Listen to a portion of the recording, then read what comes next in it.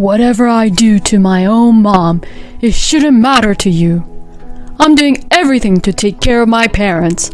This is my hard-earned money, so you shouldn't be complaining. If you disobey me, I'll divorce you." With those words, my love for my husband Alex cooled off at once. I had been disappointed in my marriage, but at least I still have feelings that I had married a man who I had fallen in love with. But if he's going to talk to me like that, I won't tolerate it anymore. "What are you talking about? The money in the bank book that I created for our child was all a gift from my parents and your father, right? So, that's not the money you earned, is it?" Alex was at a loss for words when I told him the facts. Then he walks out of the house with a red face. He really is a helpless person. My name is Carol. I'm 30 years old and I'm an office worker. Alex and I have been married for 3 years and I just recently gave birth. Giving birth was very difficult as it was my first time, but I was very moved when I had my child in my arms for the first time. No matter how sick I was or how hard I struggled to take care of my child, every time I saw my son smile, my exhaustion was gone right away and I forget that I was even tired. What kind of kid will he be in the future? Will he be a great athlete? Or a brilliant student in his studies? Thinking these thoughts made me happy and motivated. I'm using my maternity leave at work and I'm spending a lot of time with my son. However, despite these happy days with my son, I have a problem. And that is my mother-in-law, Amy, who visits our house every day. My parents-in-law live about a 10-minute drive from our house.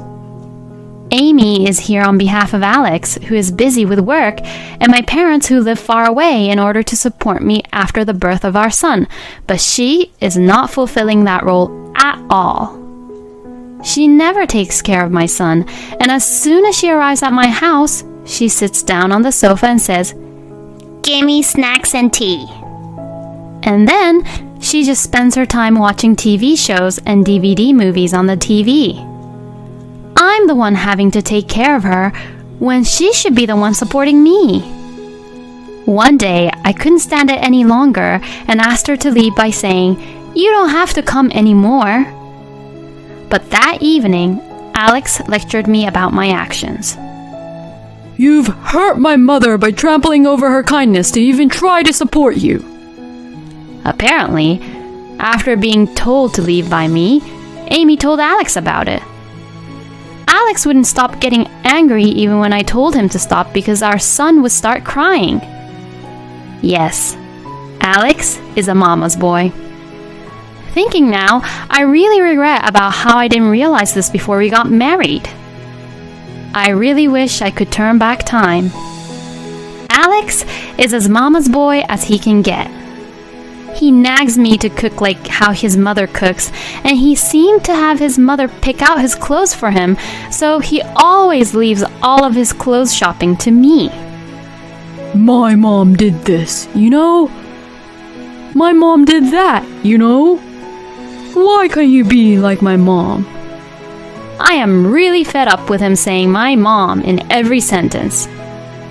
No matter what I say, he worships Amy like, "My mom is great, and my mom never makes mistakes."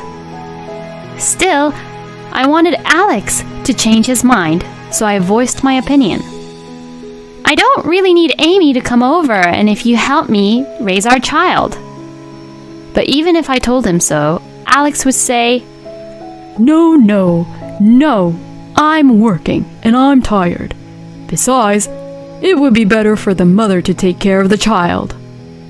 And so on, and he doesn't do anything at all. It makes me wonder if he actually even cares about his own son.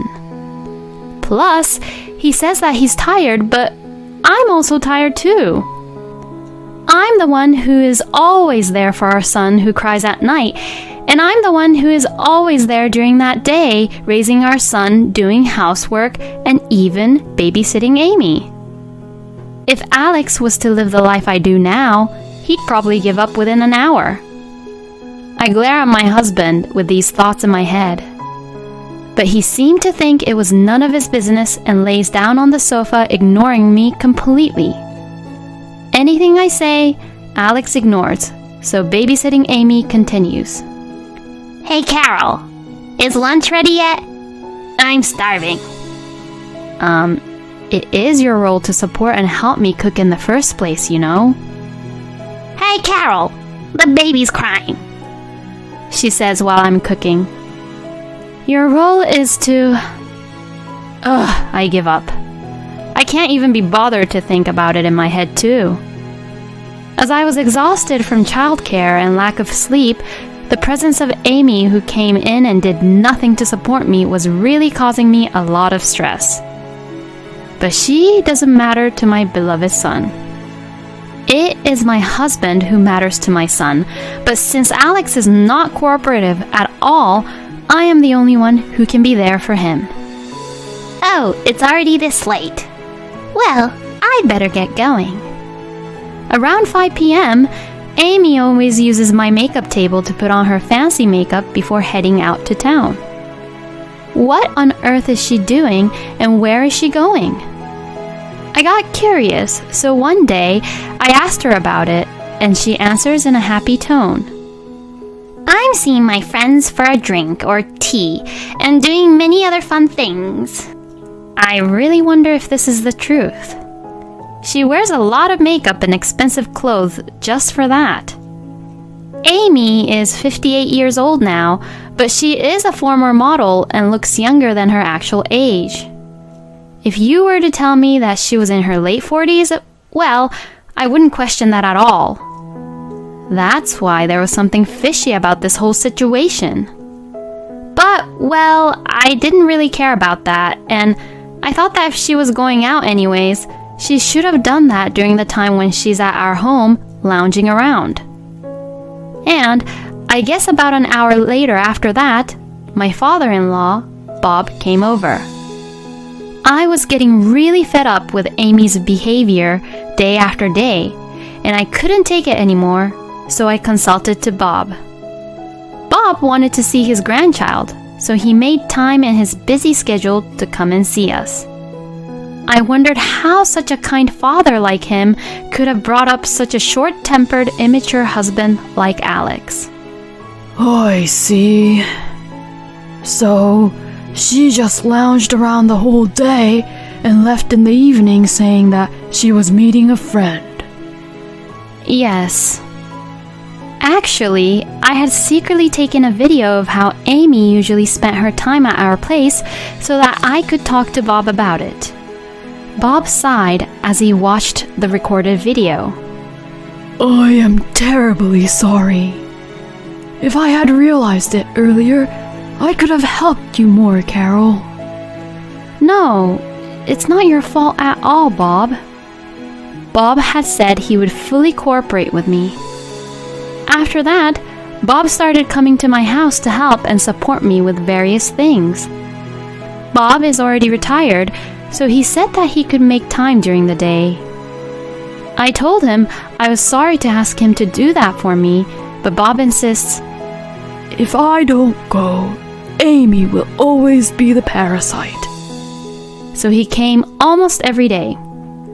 Thanks to him, Amy had stopped coming to our house, and I was relieved from the stress I had felt with her being around. I never thought that I would feel so much better just by not having Amy around. Bob always helps me with the housework and takes good care of our son. And unlike Alex, he always says something nice to me and expresses his appreciation for my hard work. Thank you, Carol, for taking the trouble to cook lunch for us. It's very delicious. I couldn't help but wonder why such a nice person like Bob chose a person like Amy. Bob tells me, If Alex ever gets unreasonably angry with you again, just tell me. Which really made me feel better. I didn't realize how reassuring it is just to have someone be on your side. It has been a long time since Bob started to come over, and my son is now able to hold his head up on his own. This has allowed me to have a little more time to take care around the house than I did in the beginning. So, I decided to spend more time cleaning the house thoroughly, since I've only been cleaning around in a simple way. Once I cleaned the house properly, I began to notice some things. After cleaning the living room and my own room, I decided to clean the last place, Alex's room. Ugh, as I thought, it's dirty. My husband is like a child. Even in the living room, he'd take off his clothes that he used instead of putting them away, and it was completely the same in his room. The clothes he took off are everywhere on the floor, and the letters mailed to Alex were everywhere on the table. I was a bit shocked to see empty bags of snacks and medicine that had expired on the floor. At any rate, I threw the scattered clothes into the laundry basket, threw out the trash, and vacuumed. As I shoved the vacuum cleaner under his bed, I felt a strange sensation. Then, the vacuum cleaner made a strange sound. It sounded like something was stuck to the vacuum cleaner. I quickly turned it off and looked under the bed, and I saw something thin and rectangular lying on the floor under his bed. Without turning it on, I used the vacuum cleaner to take it out. It was a clear file, and inside the clear file, I saw a bank book. Unbelievable. It's awful to be this sloppy. I picked up the bank book and placed it on Alex's desk. At that moment, I gasped. I realized that it wasn't Alex's bank book, but a bank book that I had made for our son. Why would a bank book that is usually kept in another place be in Alex's room? My son's bank book contains the money which I received at the baby shower at the moment, but it has a good amount of money in it. My parents and Bob were so excited to give it to me for my grandson's future. I had a very bad feeling about it and looked inside the bank book, trembling with fear. What? The entire amount was withdrawn. I was so shocked that I opened Alex's desk drawer and took out his bank book. I knew I was overdoing it, but I really had to check it. I knew it. When I opened Alex's bank book, I found that his bonus, which had also just recently been deposited, had been withdrawn completely. And when I realized the balance was so small, my mind went blank. How could he? I was so stunned that I had slumped down on the spot. A few hours later, I questioned Alex when he came home from work, and he was angry with me regarding the fact that I had entered his room and nosed around. But when I continued to question him about the bonus and the baby shower gift, he finally confessed. I use them to help my mom. What do you mean? Why would we need to help Amy? I mean, I can't believe you go through our son's bank book. There's something wrong with you. When I said that, Alex's face turned red and he started to get angry. Whatever I do to my own mom, it shouldn't matter to you. I'm doing everything to take care of my parents. This is my hard-earned money, so you shouldn't be complaining. If you disobey me, I'll divorce you. With those words, my love for my husband Alex cooled off at once. I had been disappointed in my marriage, but at least I still have feelings that I had married a man who I had fallen in love with. But if he's going to talk to me like that, I won't tolerate it anymore. I said calmly as I picked up our son, who had woken up because of my husband's angry voice, and fussed over him. "What are you talking about? The money in the bank book that I created for our child was all a gift from my parents and your father, right? So that's not the money you earned, is it?" Then he walks out of the house with a red face. Ugh, he really is a helpless person. Then, about 30 minutes later, Alex had returned. I had just moved our son to the bedroom and put him to bed. He stood in front of me and said, I didn't think you were that clueless. and throws the divorce papers in my face. I'm being serious. It's your fault for making me angry. You better live in poverty with the baby and regret. Did he think that this would shut me up? I already had nothing but disrespect for my husband. If I stayed with him, my son would have a horrible personality just like him. I must leave him at once. As I was thinking about what to do after the divorce, my husband laughed as if he was proud of himself, perhaps thinking that I was too embarrassed to say anything. Don't ever disobey me, Alex says as he goes back to his room. The next day, I first submitted the divorce papers Alex had given me to the city office, and then took the bullet train to my parents' house. Since it was just an off-peak season, the movers came right away and moved my belongings. As for the wedding ring I got from Alex, I sold it. I was lucky because Alex had bought an expensive one, so I was able to sell them for a good price and saved money on the bullet train fare. I was worried to take our son, who is still very small, out of the house, but he was curious and looked at the scenery outside on the bullet train with great interest. He didn't cry at all, and he was smiling the whole time, which was a relief. But I just have to make sure to take care of my son's health. I waited for the bullet train to arrive at our destination while I kept my guard up. When I arrived at the station, my parents were waiting for me in the car, and I quickly got on the car. The trip back to my parents' house went smoothly since I had called them last night. My parents were furious at Alex and Amy's behavior and told me that I should take my time to think about the future. Since I still have quite a bit of maternity leave left, I decided to stay with my parents for a while. As I was relaxing my time at my parents' house, I heard a ringtone from my phone. On the screen, I saw Amy's name. I picked up the phone thinking on why she is calling me. Hey, Carol, where are you? Amy's yelling suddenly echoed through the room. I'm glad I put the phone on speaker. If I had put it to my ear would have turned deaf. As I remained silent, thinking that she was being a pain in the ass, Amy continued to raise her voice. Hey, are you listening to me?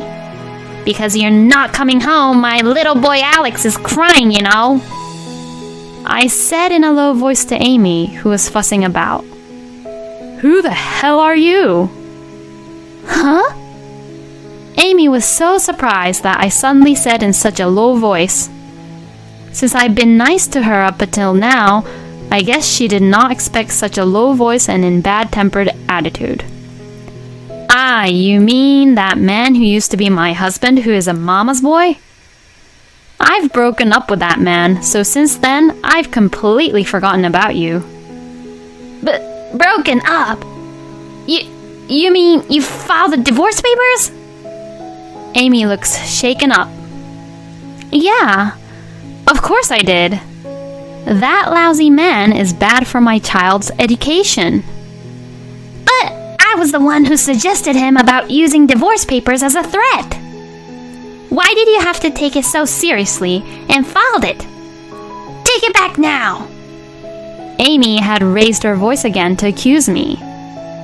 I see, so it was Amy's strategy after all. I can't take it back now. I already filed the divorce papers, so Alex and I are now strangers to each other. Hey, Wait a minute! Come on, Alex. Say something to your wife. It seemed like she had the phone on speaker as well. So Alex must have heard what I said earlier. His voice was trembling and seems to be crying. Why did you file the divorce papers? You know that I wasn't being serious. I was disgusted by him. He had been morally harassing me at home, but when he was cornered into his spot, he got very weak. Not a shred of manliness left in him. I say this to him. You shouldn't have blindly taken Amy's suggestions in the first place. If you marry your wife, that means that as a husband, you're supposed to protect your wife at all cost. Don't you think so?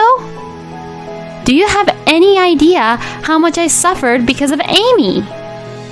But even so, Alex still says things like, But it's natural for a son to take care of his own mother. And so on.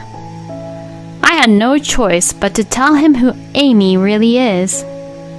You know, your mother, whom you cherish so much, is having an affair with the money she gets from you. What? Alex froze at my words. What do you mean? Alex trembles as he asks. Then Amy interrupts and says, Hey, what are you talking about?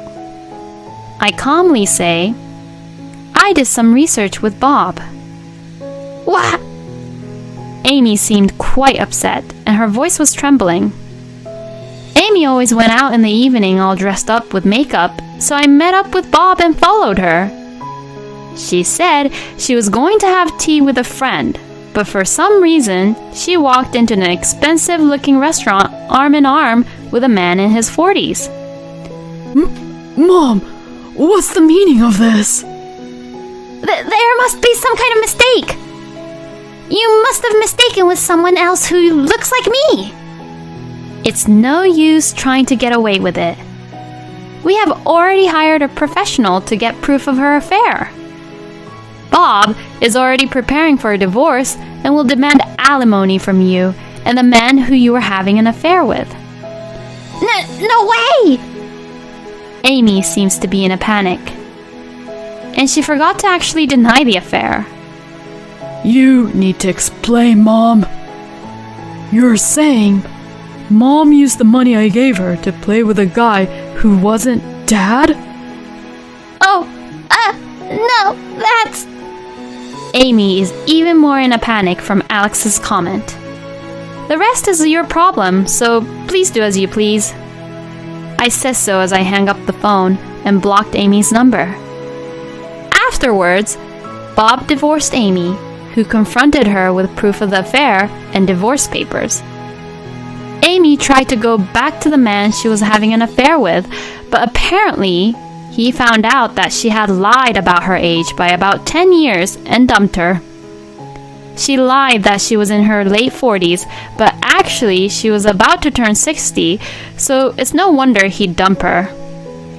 Amy apparently tried to go back to Alex, but as expected, the money she gave him was used for the affair, and Alex finally woke up and was fed up of Amy.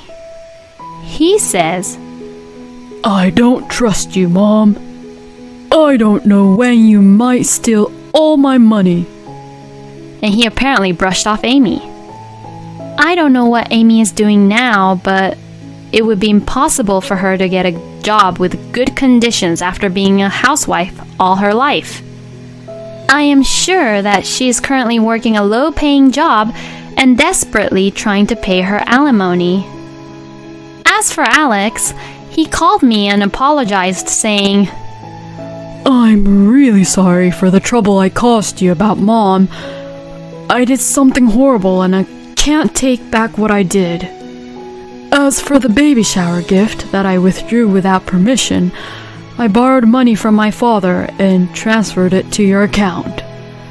I will spend the rest of my life to atone for my sins.